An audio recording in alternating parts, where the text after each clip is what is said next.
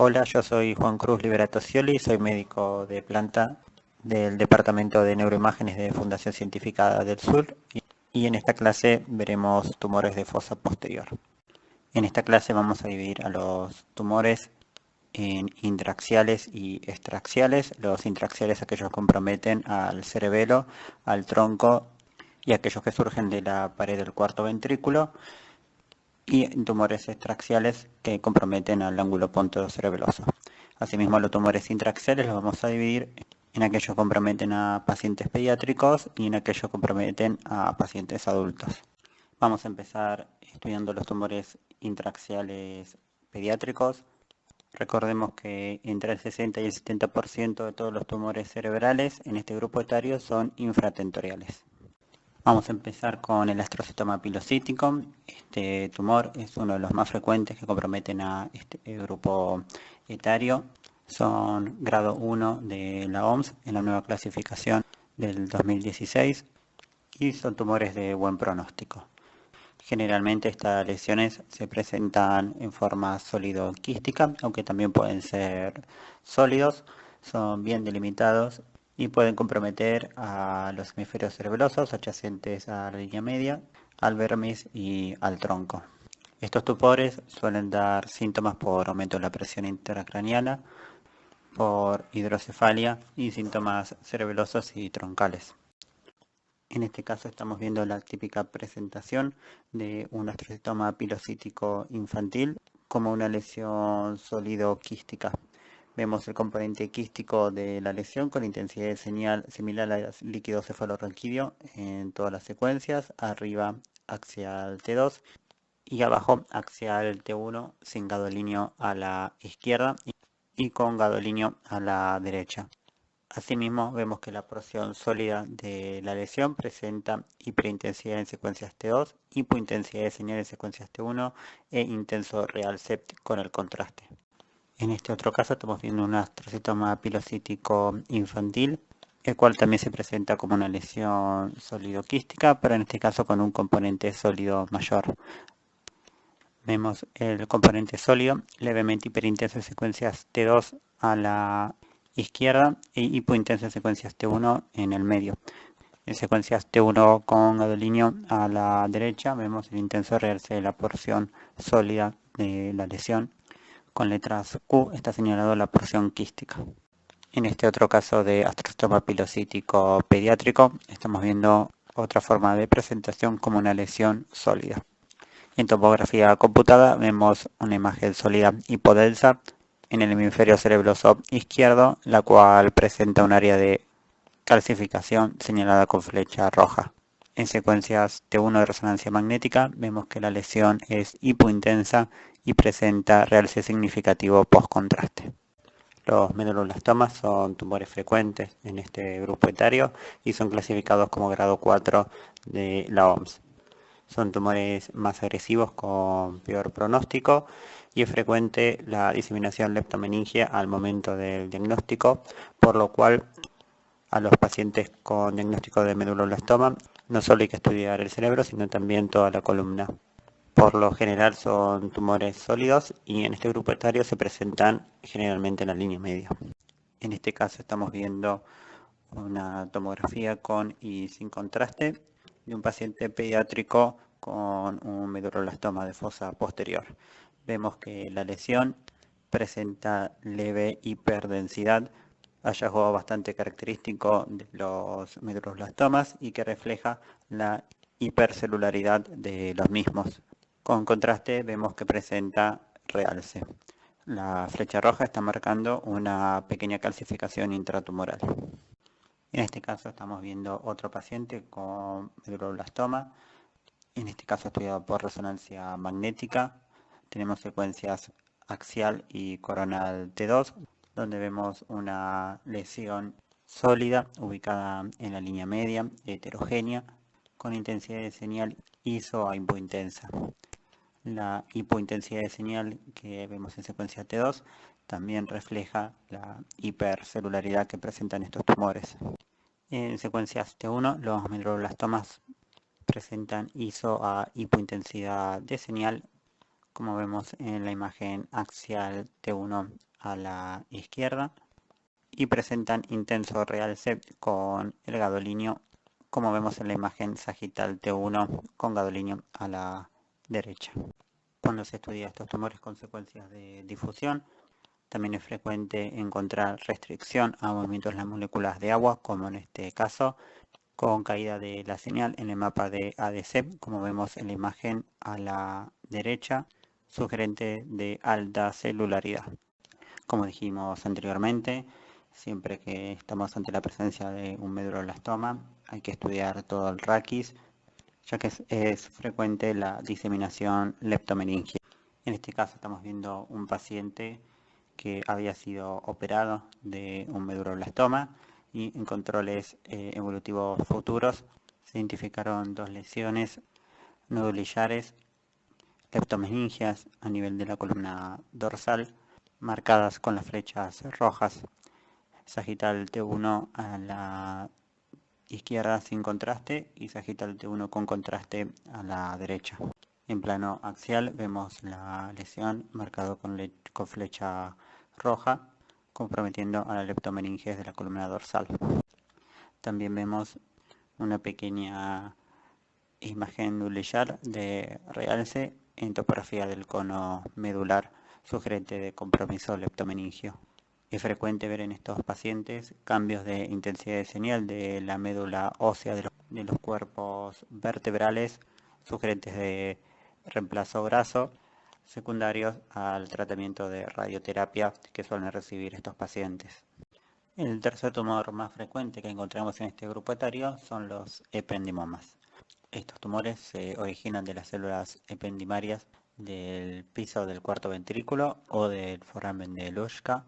Son tumores de lento crecimiento y que suelen generar síntomas en forma tardía por hidrocefalia.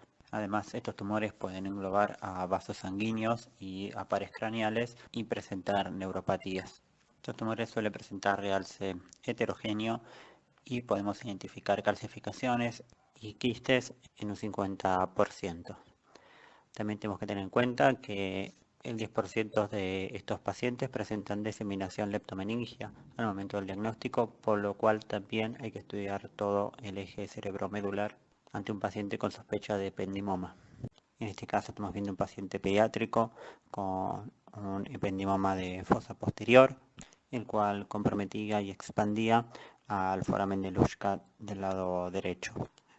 Tenemos secuencias T2 en plano axial y coronal, en donde vemos una lesión heterogénea con un componente sólido y un componente quístico.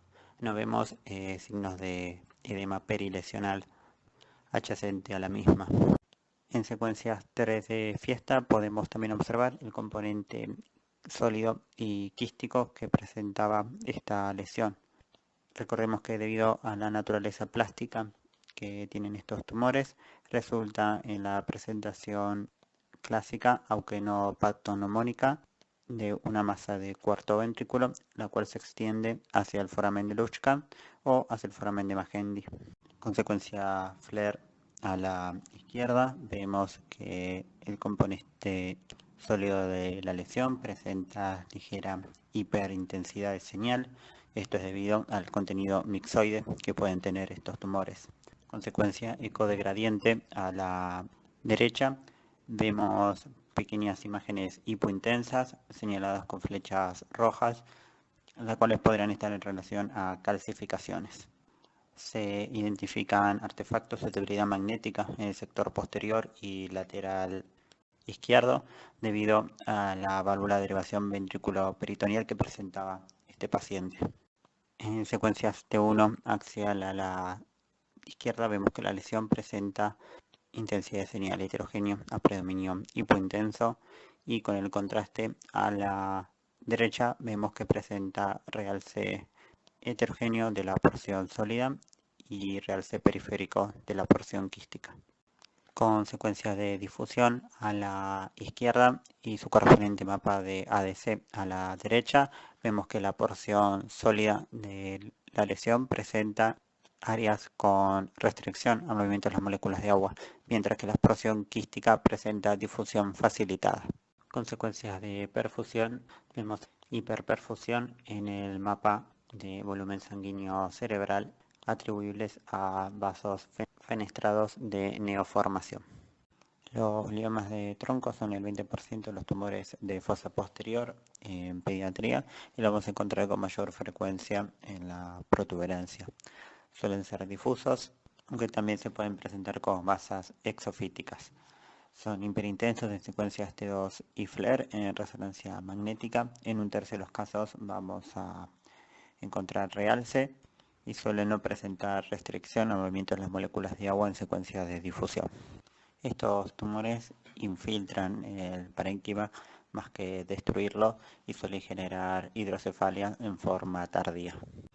En este caso estamos viendo un paciente con una lesión difusa, la cual expandía y comprometía a la protuberancia, hiperintensa en secuencias T2 a la izquierda y FLAIR a la derecha.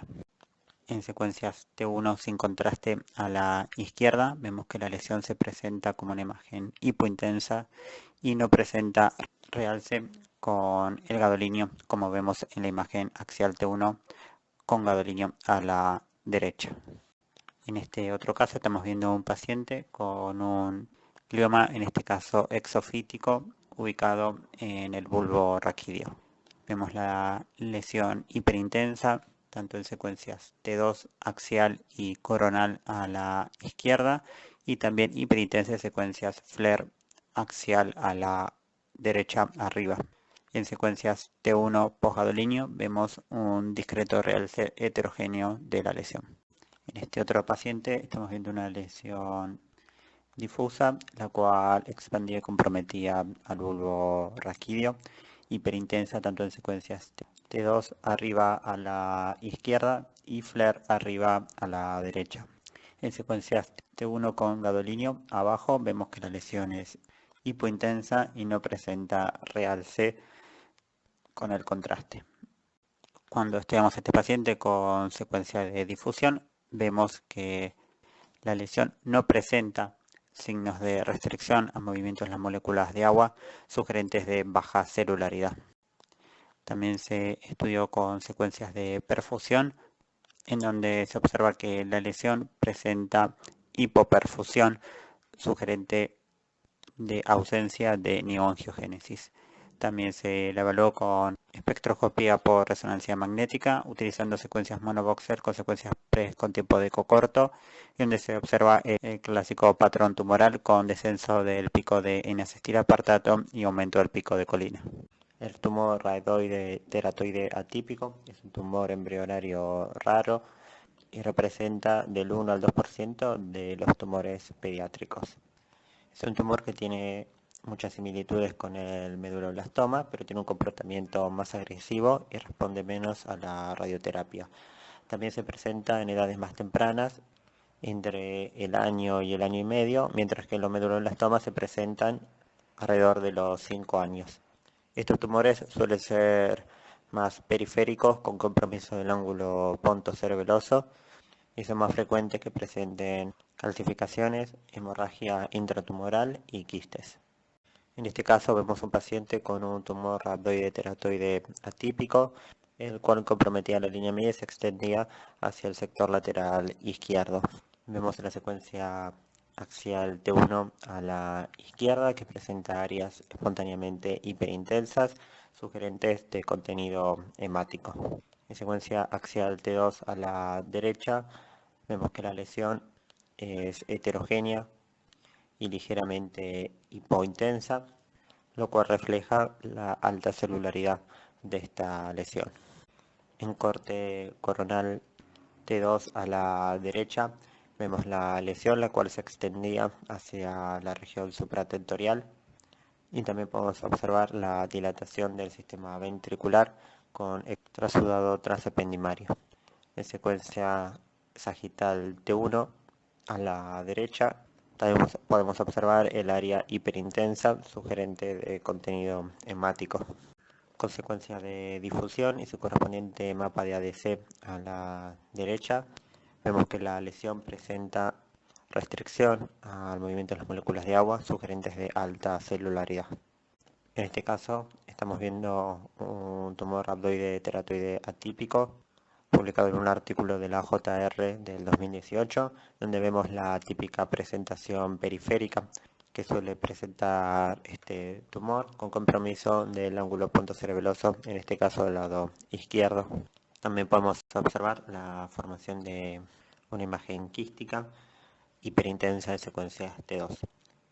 En secuencia de difusión vemos hiperintensidad de señal por restricción a movimientos de las moléculas de aguas sugerentes de alta celularidad. En esta segunda parte de la clase vamos a estudiar los tumores de fosa posterior, pero que comprometen a los adultos. Los tumores infratentoriales más frecuentes en este grupo etario son las metástasis, siendo los CA de pulmón y de mama como los tumores primarios más frecuentes. Se pueden presentar de formas muy variadas, desde lesiones pequeñas y sólidas hasta grandes lesiones con necrosis central. En el presente caso estamos viendo un paciente con antecedente de CA de pulmón con un cuadro de ataxia de reciente inicio. Podemos ver en topografía del hemisferio cerebeloso derecho una lesión heterogénea, la cual presenta realce heterogéneo predominio periférico, luego la administración de contraste endovenoso en secuencias T1 posgadolinio a la izquierda. En secuencia FLAIR a la derecha podemos ver los signos de edema vasogénico en su orientación periférica a la lesión, así como el efecto de masa con colapso del cuarto ventrículo. En este otro caso estamos viendo una mujer con antecedentes de CA de mama, en donde vemos una lesión heterogénea comprometiendo al hemisferio cerebeloso izquierdo, tanto en secuencias T1 a la izquierda como en secuencias T2 a la derecha. Vemos que presenta un área de necrosis central y edema vasogénico en situación periférica. Cuando evaluamos a paciente con secuencias de difusión a la izquierda y su correspondiente mapa de ADC a la derecha, vemos que la porción periférica sólida presenta restricción a movimientos de las moléculas de agua sugerentes de alta celularidad, mientras que la porción central presenta difusión facilitada. En este otro caso estamos viendo una recidiva de metástasis de un CA de parótida, el cual comprometía al ángulo punto cerebeloso derecho, al conducto auditivo interno hombolateral, así como también al tronco y al pedúnculo cerebeloso. Vemos que presenta intensidad de señal heterogénea, predominio hipointensa, secuencias T2 a la izquierda, e intenso realce heterogéneo en secuencias axial posgadolinio a la derecha. El hemangioblastoma es el tumor primario más frecuente en este grupo etario. Suele comprometer a pacientes jóvenes y es más frecuente en hombres. Está asociado al síndrome de von Hippel-Lindau y hasta un 20% de los pacientes que presentan este tumor tienen el síndrome. La presentación típica es de una lesión quística con un nódulo mural, pero se pueden presentar en forma sólida. En este caso estamos viendo un paciente con un hemangioblastoma a nivel del hemisferio cerebeloso derecho. Estamos viendo la porción quística del mismo con intensidad de señal líquida en secuencias T1 a la izquierda y T2 a la derecha. Sin embargo, en otros casos podemos encontrar intensidad de señal heterogénea de la porción quística por hemorragia o por aumento del contenido proteico. En secuencias coronal T1 posgadolinio vemos la porción nodular periférica, la cual presenta intenso realce y está formado por una red vascular contenido en un estroma. Y el ependimoma, si bien es un tumor más frecuente encontrado en edad pediátrica, también puede encontrarse en adultos, sobre todo en adultos jóvenes. Al igual que los ependimomas pediátricos, se originan de células ependimarias del cuarto ventrículo o del foramen de Luschka. Tiene una intensidad de señal intermedia a alta en secuencias T2 y FLAIR por el contenido mixoide que presentan estos tumores y presentan realce heterogéneo. En un 50% de los casos podemos encontrar calcificaciones y quistes. En este paciente estamos viendo una lesión que compromete al cuarto ventrículo y se extiende hacia el foramen de Luschka del lado izquierdo. Presenta hipointensidad de señal en secuencias T1 a la izquierda con su intensidad a leve hiperintensidad en secuencias T2 a la derecha. Recordemos que por la naturaleza plástica de estas lesiones tienen una presentación clásica, aunque no pactonomónica, de una masa del cuarto ventrículo que se extiende hacia el foramen de Luschka o hacia el foramen de Magendie. En secuencias FLAIR del mismo paciente vemos que la lesión es ISO a levemente hiperintensa y no vemos signos de edema y situación periférica. En secuencias T2 sagital vemos que la lesión presenta pequeños quistes en su interior y que también se extiende hacia el foramen de Magendie. Con la administración de contraste endovenoso vemos el realce heterogéneo que suele presentar estos tumores. En secuencia de difusión a la izquierda, en su correspondiente mapa de ADC a la derecha, vemos que la lesión presenta restricción al movimiento de las moléculas de agua, presumiblemente por alta celularidad. Cuando evaluamos esta lesión con espectroscopía, vemos el típico patrón tumoral con descenso del pico de N-acetilaspartato y aumento del pico de colina, tanto en secuencias PRES con tiempo de eco corto y largo. En secuencias de perfusión, vemos que la lesión presenta leve hiperperfusión atribuido a la neoformación de vasos fenestrados. El medulloblastoma también lo podemos encontrar en este grupo etario, representando el 10% de los tumores de fosa posterior. Suelen tener una presentación lateral, a diferencia de los medulloblastomas en edad pediátrica, que suelen ubicarse en la línea media. También son más frecuentes las hemorragias en los pacientes adultos y por su ubicación periférica suelen comprometer con mayor frecuencia al ángulo pontocerebeloso. En este caso estamos viendo un medulloblastoma en un paciente adulto con su típica ubicación periférica y con mínima extensión hacia el ángulo pontocerebeloso, en este caso del lado derecho. Vemos que la lesión en secuencias T2, tanto axial como coronal, presenta intensidad de señal heterogéneo a predominio hipointenso, con pequeñas áreas quísticas en su interior.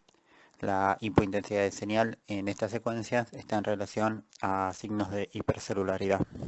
En secuencias T1 axial sin contraste a la izquierda, vemos que la lesión es discretamente heterogénea con hipointensidad de señal.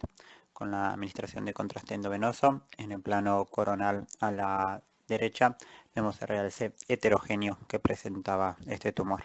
En secuencias de difusión a la izquierda y su correspondiente mapa de ADC a la derecha, vemos signos de restricción al movimiento de las moléculas de agua, con marcada caída de la intensidad de señal en el mapa de ADC en relación a la alta celularidad que presentan estos tumores. Con técnicas de perfusión vemos que estos tumores presentan áreas con hiperperfusión en probable relación a neoangiogénesis. En esta última parte de la clase vamos a ver los tumores extraaxiales que con mayor frecuencia comprometen a la fosa posterior, principalmente al ángulo pontocerebeloso. Los neurinomas son tumores benignos de lentos crecimientos que se originan de las células de Schwann, principalmente del nervio vestibular superior. Es el tumor más frecuente que encontramos en el ángulo pontocerebeloso y se puede presentar desde una pequeña lesión intracanalicular hasta extensas lesiones que presentan el aspecto de cono de helado. Estos tumores suelen presentar intenso realce con el contraste y es frecuente encontrar también degeneración quística o necrosis en las lesiones de gran tamaño. En este caso estamos viendo un neurinoma intracanalicular en secuencias 3D cis a la izquierda. Vemos una pequeña lesión redondeada en íntimo contacto con el octavo par. Luego la administración de contraste endovenoso en secuencias T1 axial a la derecha y coronal abajo, vemos que la región presenta intenso realce. En este otro caso estamos viendo un neurinoma de mayor tamaño con un componente intracanalicular y uno extracanalicular. Tenemos secuencias 3 de cis arriba a la izquierda y secuencias T1 con gadolinio axial a la derecha y coronal abajo, donde vemos que la lesión presenta intenso realce. En este caso estamos viendo un neurinoma con la clásica configuración de cono de lado, con un componente intracanalicular y un componente extracanalicular. Arriba secuencia 3 de fiesta y abajo a coronal T1 con gadolinio, donde vemos el realce intenso y discretamente heterogéneo que presentaba este tumor. En topografía computada, a veces es difícil identificar a los neurinomas, sobre todo si son de pequeño tamaño. Un signo que nos puede ayudar es el ensanchamiento del conducto aditivo interno. En este caso estamos viendo un neurinoma comprometiendo al conducto aditivo interno del lado derecho y vemos un componente extracanalicular en topografía del ángulo pontocerebeloso marcado con flechas rojas. Con la ventana ósea vemos que el conducto aditivo interno del lado derecho estaba ensanchado si lo comparamos con el contralateral izquierdo sano. Los meningiomas también son tumores benignos de lento crecimiento, pero en este caso originados de las células de las aracnoides. Es el segundo tumor más frecuente del ángulo pontocerebeloso. Suelen ser iso a hipointenso en secuencias T1 e iso a hiperintenso en secuencias T2. Presentan intenso realce luego la administración de contraste endovenoso y pueden presentar signos de la cola dural. En tomografía computada se presenta como lesiones ligeramente hiperdensas y podemos encontrar calcificaciones en su interior. En este caso estamos viendo un meningioma en el sector posterior del ángulo pontocerebeloso del lado derecho, el cual presenta signos de degeneración quística o necrosis central, por lo cual presenta intensidad de señal heterogénea, tanto en secuencias T2 a la izquierda y en secuencias T1 posgadolinio a la derecha, donde también podemos observar el intenso realce de la porción sólida.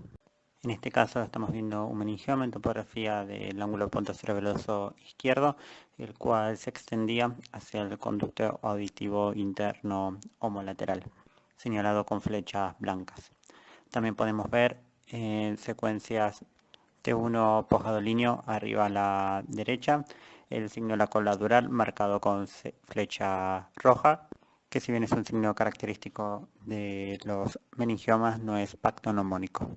En este caso estamos viendo un meningioma del ángulo pontocerebeloso, el cual presenta intensidad de señal heterogénea por probable calcificación con áreas hipointensas tanto en secuencias T1 arriba con y sin gadolinio y T2 abajo. Asimismo, cuando prestamos contraste vemos el realce heterogéneo por las calcificaciones que presenta este tumor y vemos signo de cola dural marcado con flecha roja.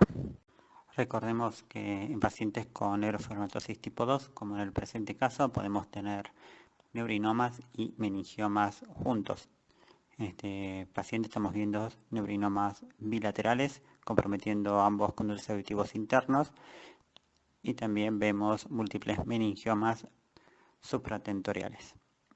Los quistes epidermoides son la tercera lesión en frecuencia en esta topografía y se forman como resultado de la inclusión de elementos ectodérmicos durante el cierre del tubo neural.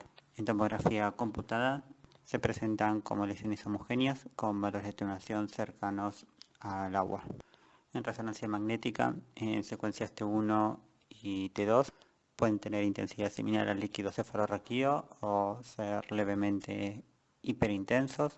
Suelen presentar intensidad de señal heterogénea en secuencias FLAIR y en las secuencias de difusión presentan hiperintensidad de señal. En este caso estamos viendo un paciente con un quiste epidermoide comprometiendo al ángulo pontocerebeloso derecho. Vemos una lesión redondeada, discretamente heterogénea con hipointensidad de señal en secuencias T1 arriba a la izquierda e hiperintensidad de señal en secuencias T2 arriba a la derecha.